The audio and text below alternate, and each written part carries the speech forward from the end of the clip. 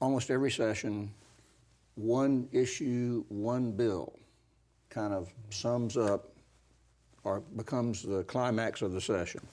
Steve, I'm going to let you start this. Sure. House Bill 5005.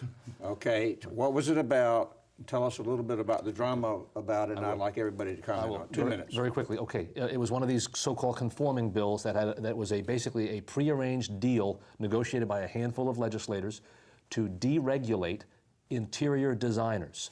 There are about 2,500 interior designers in the state, but they are a very cohesive group, and they testified against this idea in the House. This came out of the House. The Senate didn't like it. And when they put this bill on the Senate floor, supposedly to be rubber stamped by the body, the senators said no way, and they voted it down 32-6, a total repudiation of Mike Herodopoulos and the leadership team. The 6 were the leaders.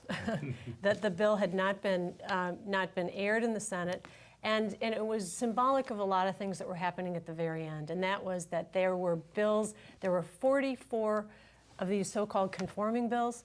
Much of the language had never been seen by members.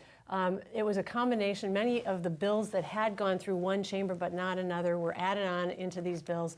And then they were basically told by leadership, we've agreed to this, and these are bills, conforming bills, you cannot amend. It's an up or down vote. And so the people who are elected to represent and have a vote of their own independent voice was cut short with these things, and I think there was a revolt in the end. Steve's paper checked out the number of pages, 22,000 pages, 2,200 pages of 2,200 pages of conforming bills just sort of dropped on these people's desks at the end of the session. You know, coming a year after a former House Speaker almost went to prison for getting stuff secretly into the budget in the dead of night, you know, there was a lot of people who were very, very nervous about voting on stuff they didn't know what it was.